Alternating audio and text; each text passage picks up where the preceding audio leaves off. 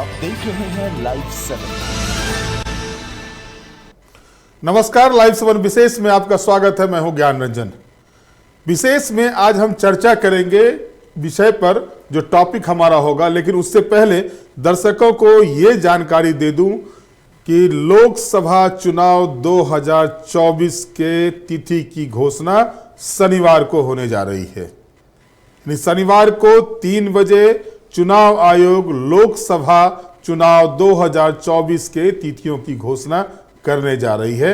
बड़ी खबर है, लेकिन इस बीच इसी से जुड़ी हुई जो विशेष हमारी है, जो लगातार हम लोग झारखंड के हर उस अनछुए पहलू को, राजनीति के उस अनछुए पहलू को टच करते हैं जहां तक लोग नहीं जा पाते हैं या उस खबर को लोग नहीं, खबर लोगों तक नहीं पहुंच पाती है। लगातार इंडी गठबंधन, INDIA गठबंधन को लेकर के चर्चाएं हो रही है झारखंड में। क्या होगा सीट शेयरिंग का, कहां दिक्कतें आ रही है।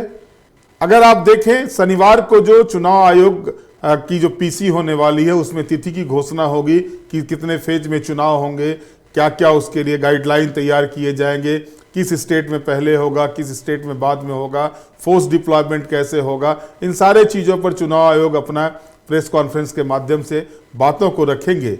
लेकिन झारखंड की राजनीति में अगर आप देखेंगे तो NDA और INDIA दो गठबंधन साफ तौर पर हैं जो लोकसभा चुनाव में आमने सामने हैं।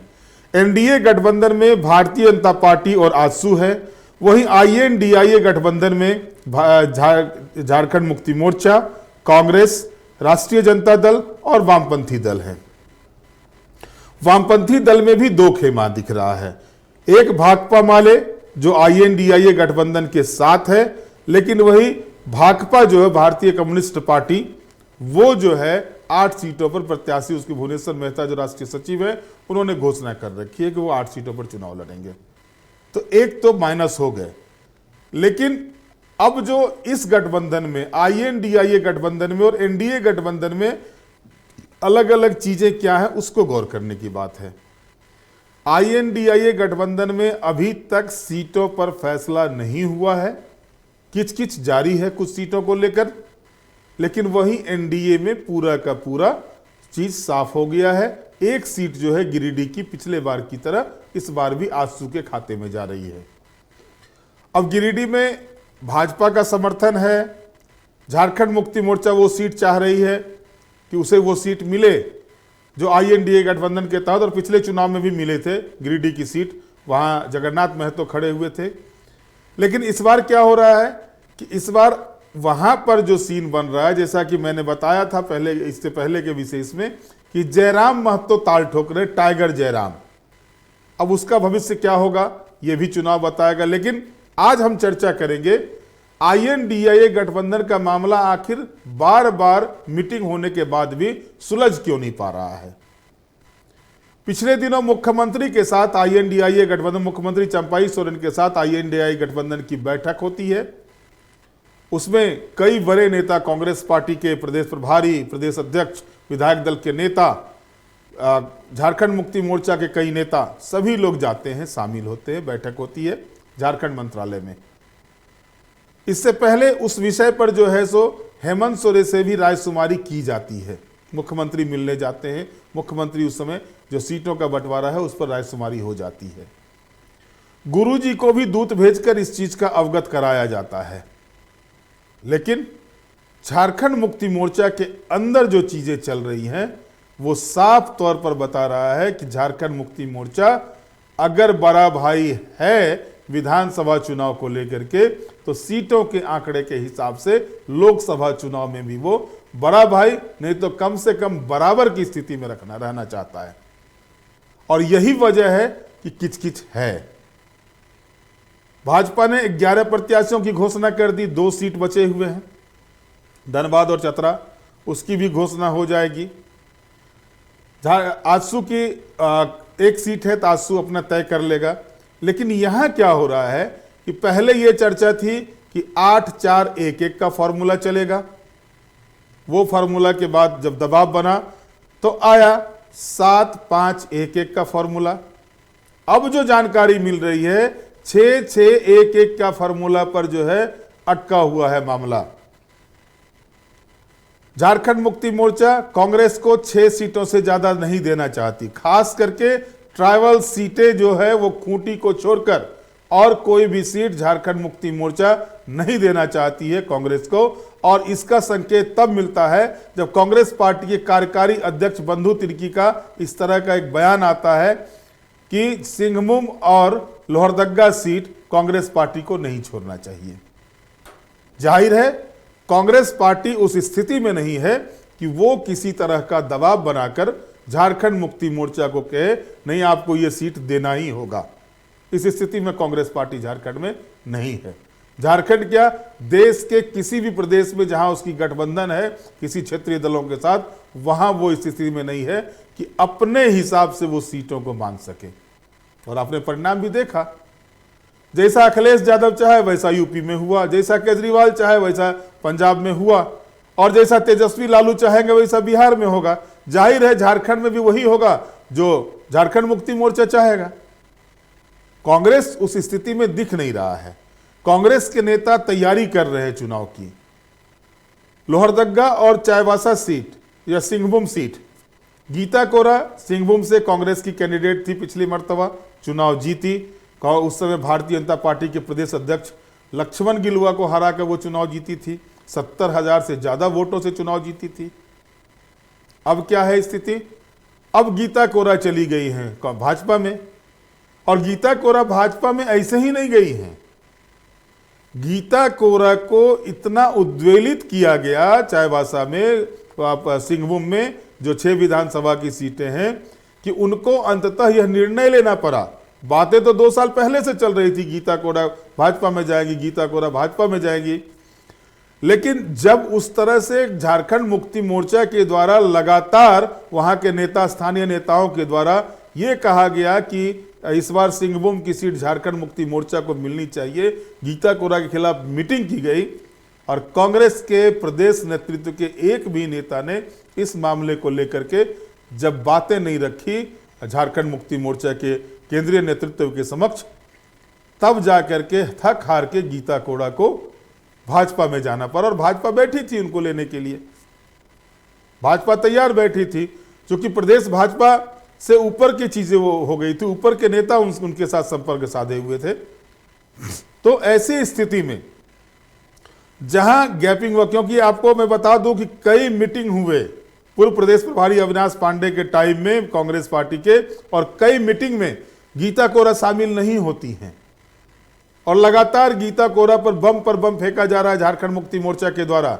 बावजूद इसके कांग्रेस पार्टी के एक भी नेता ने उसका विरोध नहीं किया, उसके साथ जाके खड़ा होने की भी जहमत नहीं उठाई, और नतीजा निकला कि गीता कोरा जो एक सीट कांग्रेस के पास थी वो भी भाजपा में शामिल हो गई। अब कांग्रेस किसे वहां से कैंडिडेट बनाएगा? बागुल सुमरई थे, लेकिन अब तो नहीं है। अब बचे कौन? या तो फिर बागुल सुमरई के पुत्र को दे, या नाम आ रहा था प्रदीप कुमार बलमुचू का। तो बलमुचू उस क्षेत्र के लिए फिट नहीं बैठते हैं। उनकी जो जहां से वो विधायक हुआ करते थे घाटशिला से, वो उस क्षेत्र में, उस लोकसभा क्षेत्र के अंतर्गत आता भी नहीं है। और चाईबासा का जो सीन है, चाईबासा में हो जनजाति की बहुलता है, और हो जनजाति से मधु कोड़ा आते हैं, गीता कोड़ा आती है, उसी से आते थे बागुल सुमरई भी, और लगातार चुनाव जीत रहे थे। हो जाति का वर्चस्व है वहां पर, मुंडा भी है वहां पर, लेकिन सबसे ज्यादा अगर मतदाता है तो हो जनजाति का। तो यहां पेच फंस रहा है। और झारखंड मुक्ति मोर्चा, चूंकि उसके पास इस लोकसभा के अंतर्गत आने वाले 6 विधानसभा सीटों में से सिर्फ 1 सीट को माइनस कर दिया जाए जगन्नाथपुर को, तो उसके अलावा 5 की 5 सीटें झारखंड मुक्ति मोर्चा के पास है। और यहीं से झारखंड मुक्ति मोर्चा का गुमान ऊपर उठता है कि जब 5 विधानसभा की सीटें हमारे कब्जे में है तो ये सीट मैं क्यों छोड़ूं, और इसी पर दबाव चल रहा है। अब आते हैं लोहरदग्गा की तरफ। लोहरदग्गा को भी नहीं चाहते ही छोड़ना झारखंड मुक्ति मोर्चा। 3 विधायक हैं झारखंड मुक्ति मोर्चा के। लोहरदग्गा के अंतर्गत जो है 2 कांग्रेस के विधायक हैं। भाजपा 0/सन्नाटा, भाजपा का कुछ नहीं है। कभी भाजपा का हुआ करता था लोहरदग्गा जिला में वर्चस्व, लेकिन अब नहीं है। तो नहीं है, तो जब झारखंड मुक्ति मोर्चा वहां भी हिट है तो कांग्रेस को क्यों फिट होने दे? और इसी चीज को लेकर के, इसी अंक गणित को लेकर के लगातार जो है सो सभी ट्राइबल सीटों पर झारखंड मुक्ति मोर्चा के द्वारा दबाव बनाया जा रहा है कांग्रेस पर कि वो सीटें उनको मिल जाए, वो सीटें वो ना ले। और ये कह के कहा जा रहा है कि ऐसा गठबंधन हो जहां पर जीत की गारंटी हो। मोदी की गारंटी भाजपा में चल रही है, महागठबंधन में टिकट बंटवारे में चल रही है जीत की गारंटी। अब इस जीत की गारंटी भाई कौन दे? पिछले मर्तबा भी साथ लड़े थे, 14 में से 2 सीटें आई, ये थी जीत की गारंटी। सभी मिलके लड़े थे, एकजुट होकर लड़े थे, जीत की गारंटी तो दिखी। लेकिन अब क्या समीकरण बैठ रहा है और यह कहा जा रहा है कि जो कुर्मी ट्राइबल की डिमांड कर रहे हैं कि हमको ट्राइबल में एसटी में शामिल कराया जाए, वो जो हैं वो इफेक्टेड होंगे इस लोकसभा चुनाव में। तो भाई आपने दिया कहां, आपने अनुशंसा कहां किया? आप अगर केंद्र सरकार को, अगर झारखंड मुक्ति मोर्चा, कांग्रेस और आरजेडी के लोग कुर्मी को एसटी में शामिल करने के लिए, एसटी का दर्जा देने के लिए अगर अनुशंसा किए होते केंद्र सरकार को, तो बात समझ में आती। तो यहां पर कुर्मी वोटर्स क्या होगा नहीं होगा ये तो कहना मुश्किल है, आगे क्या डिसीजन होता है। लेकिन इतना तो तय है कि झारखंड मुक्ति मोर्चा किसी भी कीमत पर नहीं चाहती है कि वो किसी भी स्थिति में कांग्रेस पार्टी से कमतर सीटों पर चुनाव लड़े। और यही वजह है गिरिडीह, जमशेदपुर जो जनरल 2 सीट है, इसके अलावा सिंहभूम, लोहरदगा, दुमका और राजमहल की सीट झारखंड मुक्ति मोर्चा बांधे हुए है, अभी तक मुट्ठी में लिए हुए है कि ये सीटें हमको चाहिए ही चाहिए। कांग्रेस पार्टी के साथ है कि कांग्रेस पार्टी बार बार यही कहती है समझौता हो जाएगा, बातें आगे बढ़ गई है, बहुत सब कुछ फेयर है, सब कुछ साफ है, स्पष्ट है। लेकिन एक भी नेता खुलकर यह नहीं बताने की स्थिति में है कि कांग्रेस पार्टी किस किस सीट पर चुनाव लड़ेगी, कांग्रेस पार्टी ने किस किस सीट पर दावेदारी की है, एक भी नेता तैयार नहीं है। आलम यह है, जैसा कि मैंने बताया था, जसवंत सिन्हा को पाले में करने की बातें हो रही है कि जसवंत सिन्हा आ जाए, हजारीबाग से उनको टिकट दिया जाए। यानी यह भी दमखम कांग्रेस नहीं रख पा रही है कि हजारीबाग में वो किसको टिकट दे, उनके पास कौन सा नेता है जो कि वहां पर भाजपा जो लगातार पिछले 2 चुनाव से 3 चुनाव से भारतीय जनता पार्टी का परचम वहां लहराया हुआ है, उसको वो उखाड़ सके। यह स्थिति सिर्फ वहां की नहीं है, स्थिति धनबाद की भी वही है। 2004 के बाद से लगातार धनबाद में भारतीय जनता पार्टी के प्रत्याशी जीत रहे हैं, वहां भी स्थिति नहीं बन रही है। स्थिति गिरिडीह की भी वही है। 2004 के बाद से 2009, 2014, 2019 तीनों ही चुनाव, 2 चुनाव भाजपा और 1 चुनाव आजसू, एनडीए समर्थित प्रत्याशी आजसू, भाजपा समर्थित प्रत्याशी आजसू चुनाव जीतती है। वो स्थिति सिर्फ वहां तक नहीं है, आप लोहरदगा भी जाएंगे, अगर अपनी गाड़ी को लोहरदगा की ओर मोड़ ले, जहां की दावेदारी झारखंड मुक्ति मोर्चा के द्वारा की जा रही है, कांग्रेस को मौका दिया गया। 2004 में रामेश्वर उरांव जीते थे चुनाव वहां से, जो अभी वित्त मंत्री हैं झारखंड सरकार में। उसके बाद से वहां पर भाजपा का झंडा गड़ा रह गया। पिछले 3 चुनाव में भाजपा ही भाजपा है। पलामू की भी वही स्थिति है। 2004 के बाद से पलामू में भी कभी दर्शन नहीं हुए जो गठबंधन है, INDIA गठबंधन है, उसको सीट का। तो झारखंड में अगर बातें हो रही है, झारखंड में अगर काम हो रहे हैं, झारखंड में अगर टिकट का बंटवारा हो रहा है, तो इस हर अंक गणित पर जो है सो झारखंड मुक्ति मोर्चा भी अपना जोर घटाव कर रहा है, गुना भाग कर रहा है, परसेंटेज तक निकाल रहा है, वोट परसेंटेज तक निकाल रहा है। एक पॉइंट भी नहीं छोड़ना चाहता झारखंड मुक्ति मोर्चा। और यही स्थिति है कि झारखंड मुक्ति मोर्चा इस बार फ्रंट फुट पर खेल रही है और खेलते रहेगी। फ्रंट फुट से पीछे हटने को तैयार झारखंड मुक्ति मोर्चा नहीं दिख रही है। बार बार बड़े भले ही कहा जाए कांग्रेस पार्टी के द्वारा सब कुछ ठीक है, हम लोगों में सहमति बन गई है, मुख्यमंत्री जी से बात हो गई है, सूचनाएं हेमंत सोरेन तक पहुंच जा रही हैं, गुरु जी से बात हो जा रही है। अगर सब कुछ हो रहा है तो फिर फैसले की घड़ी में इतनी देरी क्यों आ रही है? अब तो चुनाव आयोग शनिवार को चुनाव की घोषणा करने जा रहे हैं, आचार संहिता लागू हो जाएगा है। टिकट आप गठबंधन में सीट शेयरिंग की बातें आचार संहिता के भीतर भी कर सकते हैं, इसमें कोई दो राय नहीं है। लेकिन जिस तरह से साइकोलॉजिकल इफेक्ट डाला गया है भारतीय जनता पार्टी के द्वारा 11 सीटों पर, और खास करके ओबीसी साइकोलॉजी जो भाजपा ने सेट की है, उस ओबीसी साइकोलॉजी के बाद ये साइकोलॉजी डेवलप किया जा रहा है झारखंड मुक्ति मोर्चा के द्वारा, क्योंकि 23 सीटें विधानसभा की पिछले चुनाव में, 2019 के विधानसभा चुनाव में 23 सीटें झारखंड मुक्ति मोर्चा को ट्रैवल के लिए जो रिजर्व 28 सीटें हैं उनमें से 23 सीटें आई थी। मात्र 2 सीटें भाजपा के पास आई थी और 3 सीटें कांग्रेस के पास आई थी।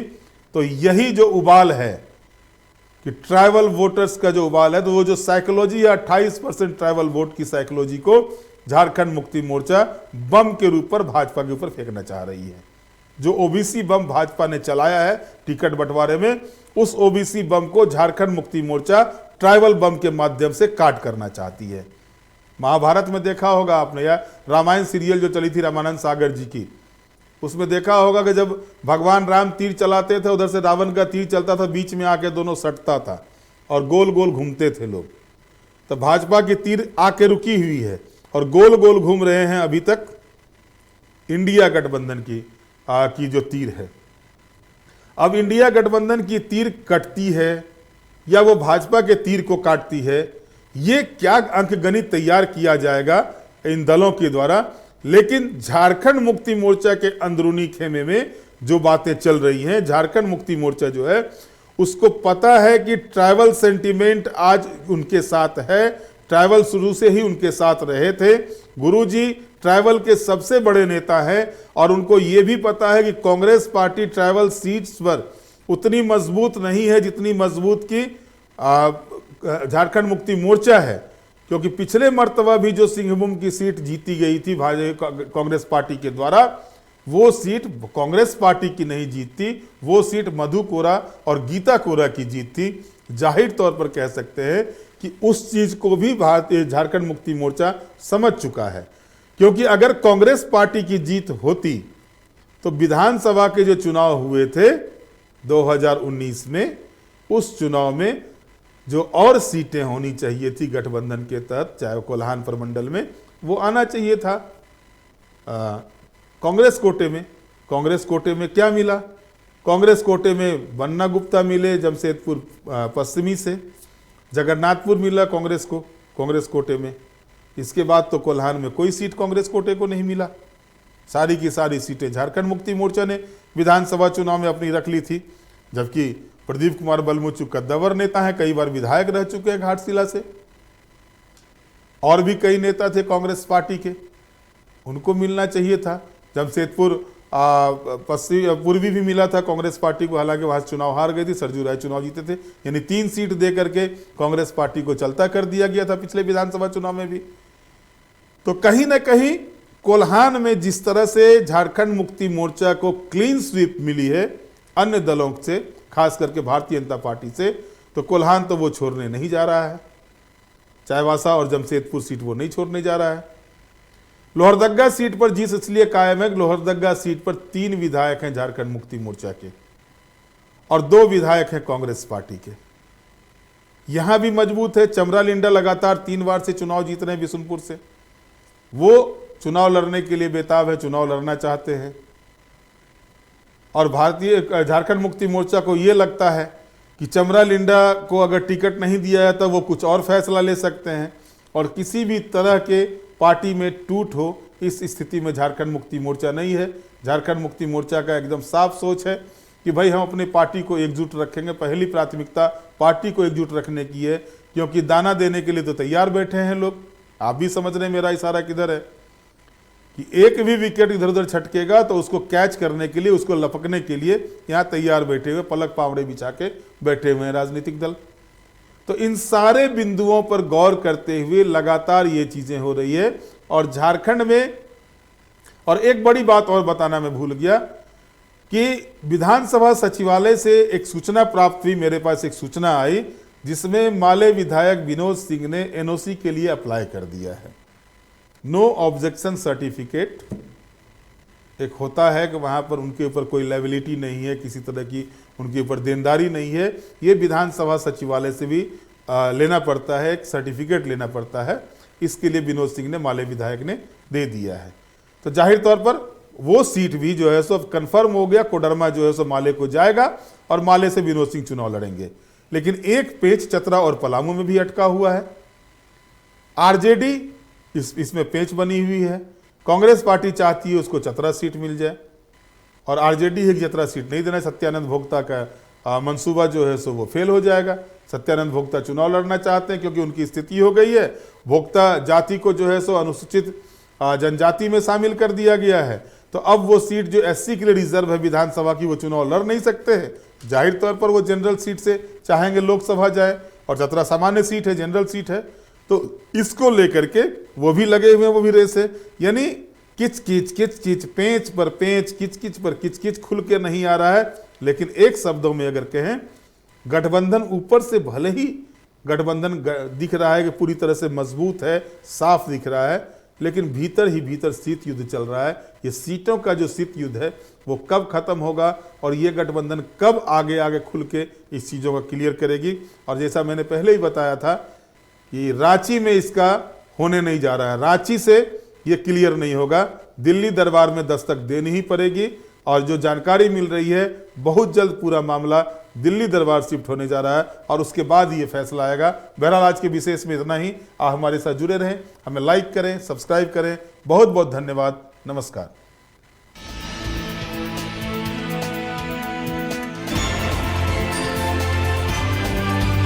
आप देख रहे हैं लाइव 7।